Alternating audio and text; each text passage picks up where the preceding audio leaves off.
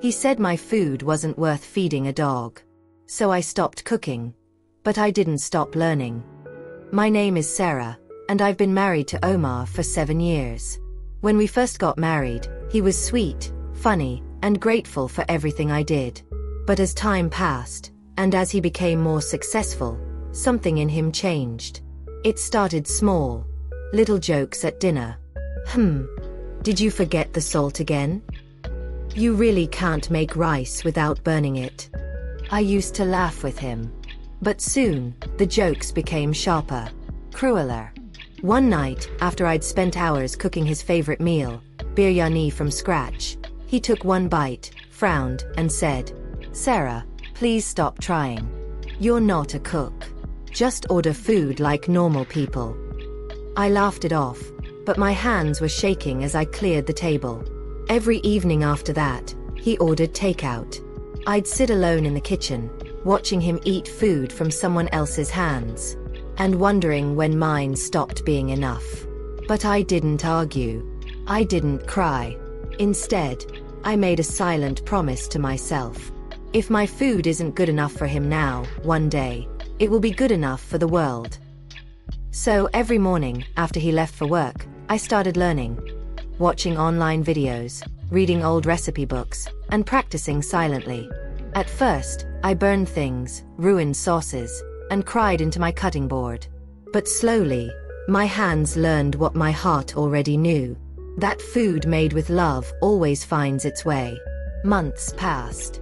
One day my neighbor, Mrs. Khan, came over and smelled what I was cooking. "Sarah, this smells amazing. Are you opening a restaurant?" I smiled shyly. "Just learning." She laughed.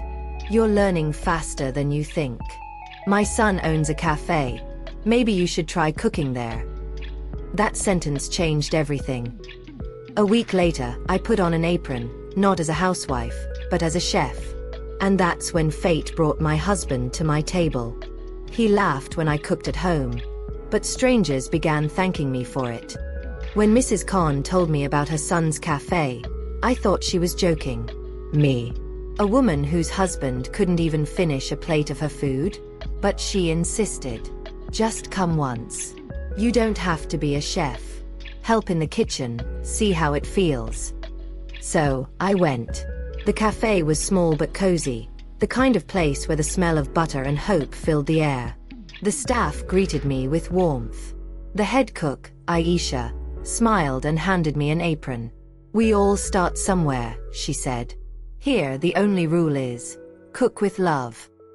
The first day, I only washed dishes and chopped vegetables. But watching Aisha cook was like watching magic. How she moved, how she tasted, how she trusted her instincts. When I got home that night, Omar asked where I'd been. "Just helping Mrs. Khan with errands," I said softly. He nodded without caring. "Good. At least you're not burning the kitchen again." I smiled faintly and walked away. If only he knew how much I was learning in that burned kitchen. Weeks passed, and soon Aisha let me try making small dishes. Soups, sandwiches, desserts. One day, she took a bite of my chicken karahi and froze. "Sarah, this is perfect." My heart skipped. "Really?" She smiled. "If you made this at home, your family would never eat out again." I laughed softly. "You'd be surprised." Soon, my dishes became popular at the cafe. Customers started asking for the new cook's recipes. Aisha even added my Sarah's special curry to the menu. The first time I saw someone smile after tasting my food, I almost cried. It wasn't pride, it was healing. Every compliment, every empty plate whispered, "You're enough." I started earning a small income, too. Nothing huge. But it was mine. And every rupee tasted like dignity. Still, I never told Omar. He kept mocking my kitchen experiments, while unknowingly eating my food at his favorite cafe, the one he bragged about to his friends. I waited. Not for revenge. But for the moment life would serve him a lesson, on a plate he'd never forget. One night, his company had a dinner at the cafe, and the dish everyone praised was mine. He used to push my food away at home, but that night, he paid to eat it. It was a Friday evening when Aisha came running into the kitchen, her voice bubbling with excitement. "Sarah, guess what? We've got a big event tonight, a private dinner for an office team.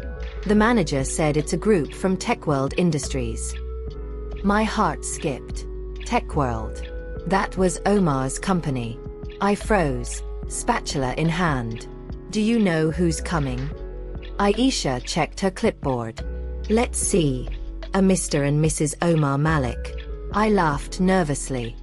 Oh, how nice. That entire afternoon, my hands trembled as I cooked.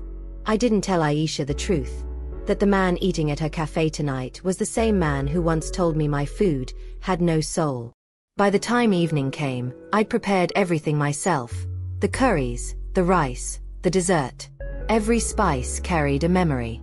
Every aroma carried a tear. When they arrived, I stayed in the kitchen, hidden behind the half-open door. Omar walked in proudly, shaking hands with his colleagues. Amira, his co-worker, looked at the menu and smiled. "Omar, you've got great taste. This place is amazing." He smirked. "Yeah, my favorite spot. Best food in town."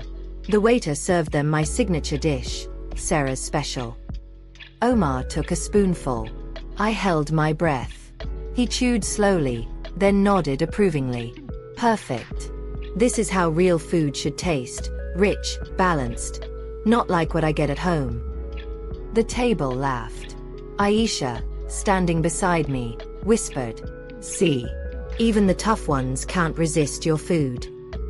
I smiled faintly, holding back tears. If only she knew how close her words were to the truth. As they ate, the manager walked over to thank the group. "We're honored to have you all. Tonight's special dish, the one you're enjoying, was created by our own cook, Sarah." The room applauded politely.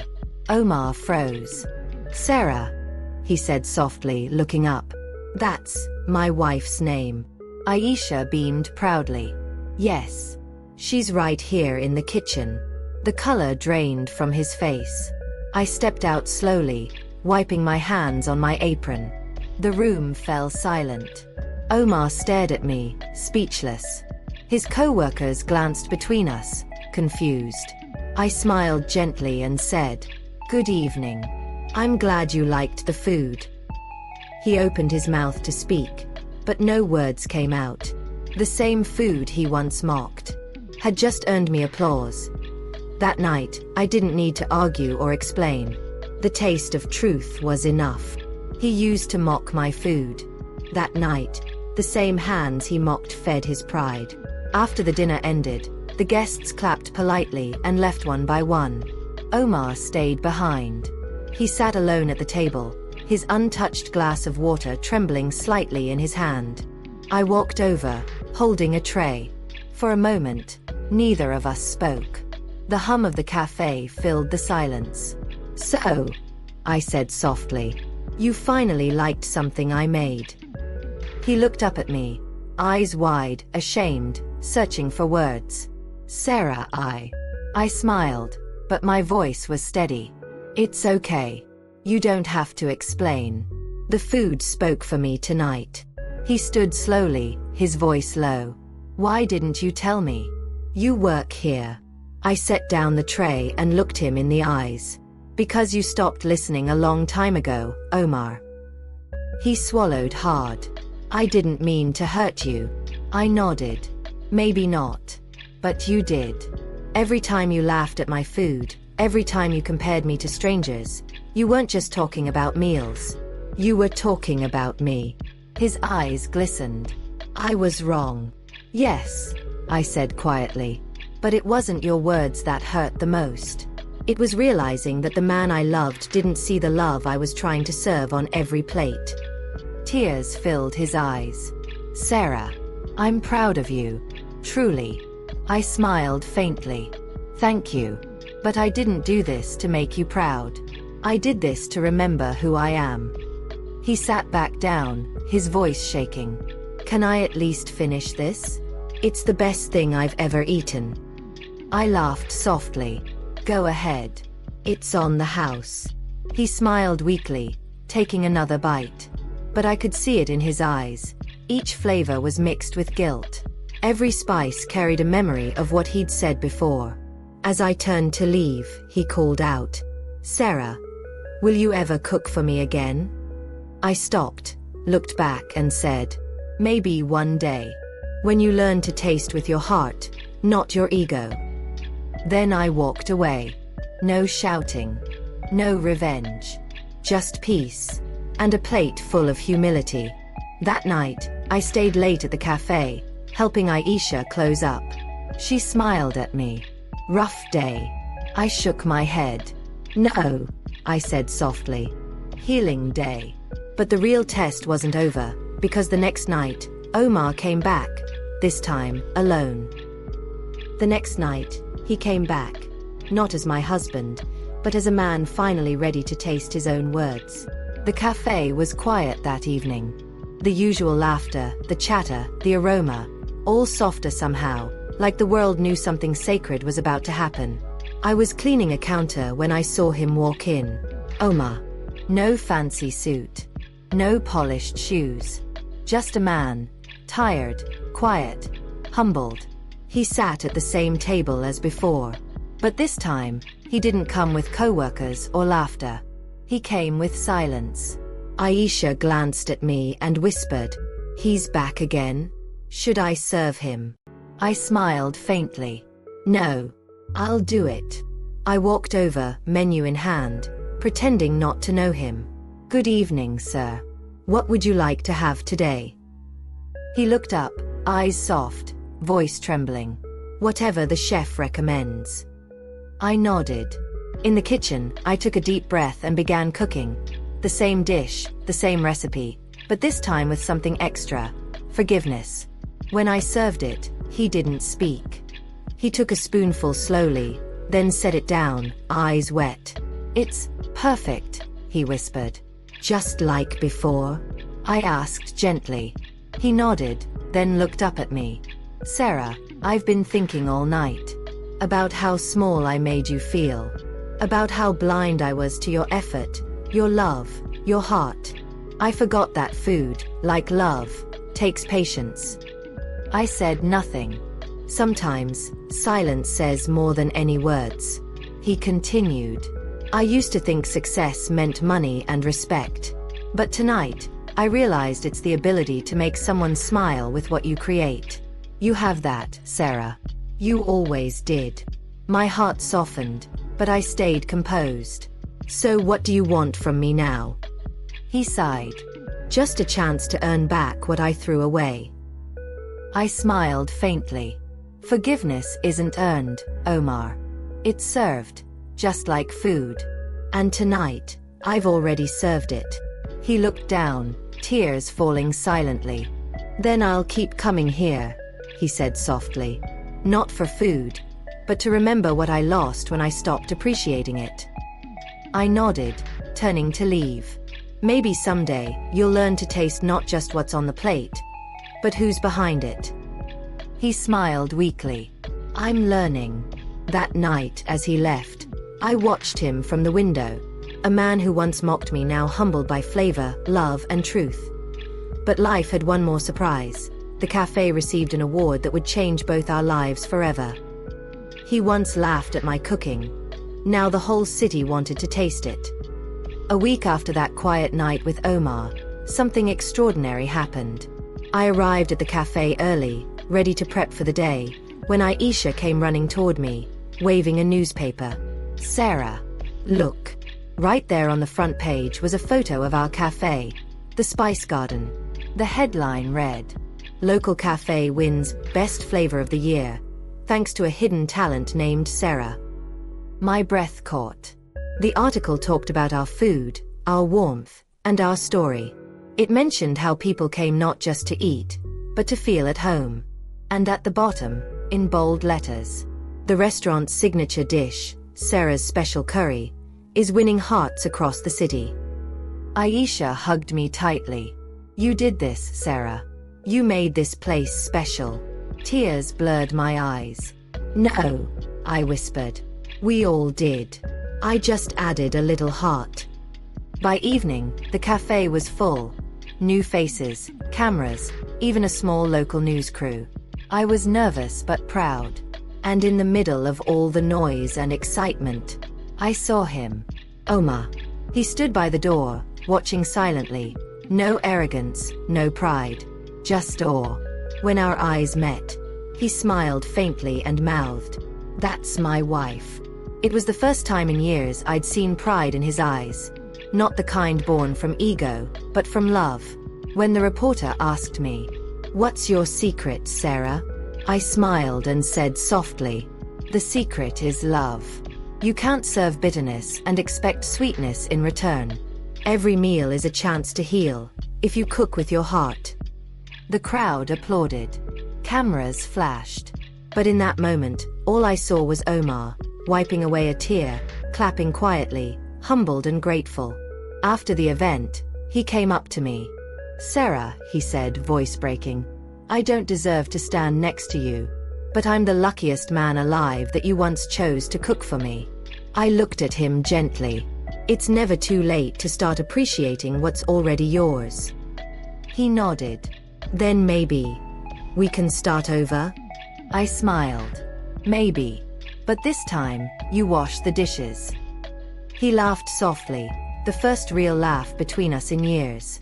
That night, we closed the cafe together, side by side, in silence that finally felt peaceful. But the real reward wasn't the award or the applause. It was what he did next at home, a gesture that brought tears to my eyes. After all the words, all the wounds, he finally spoke to me in the language I understood best: food. A week after the cafe's big award, I came home late one evening. It had been a long day. New orders, new customers, new dreams. I expected to find the house quiet, the lights dim. But as I opened the door, I froze. The dining table was set beautifully. Candles, plates, a faint aroma of something cooking. Soft music played in the background. Omar stood in the kitchen, wearing an apron. I blinked in disbelief. "Are you cooking?" He smiled nervously, holding a wooden spoon. "Trying to. Don't worry, I watched some videos." I laughed for the first time that night. "Smells surprisingly good." He shrugged shyly. "I figured it's time I learned what love really tastes like." We sat down together. He served the food, a little burnt, a little uneven, but made with effort. As I took the first bite, I smiled. "It's perfect," I said softly. He chuckled. "You don't have to lie." I looked at him, eyes warm. "I'm not lying. It tastes like humility, and that's a flavor most people never learn." He looked down, tears gathering in his eyes. "Sarah, I spent years trying to be important to everyone outside, while forgetting to appreciate the one person who made home worth coming back to. I don't deserve your kindness." I reached across the table and held his hand. "Maybe not. But love isn't about deserving. It's about forgiving, learning, and starting over." He smiled, whispering, "Then let's start over, one meal at a time." That night, we didn't talk about the past. We just ate, quietly, gratefully. Two people who finally understood that respect, like good food, must be made fresh every day. Later, as I washed the dishes, he came up behind me and said, "Next time, I'll cook again." I laughed softly. "Next time you can. But this time I'll help." He nodded. And for the first time in years, home smelled not just of food, but of peace. Sometimes, love isn't lost, it's just waiting to be tasted again. The same hands that were mocked for failing can one day create miracles, if they never stop believing in their worth. So if someone laughs at your effort, don't give up. Because one day, even they will taste the truth. That love, patience, and kindness are the most beautiful recipes in the world. Red Heart.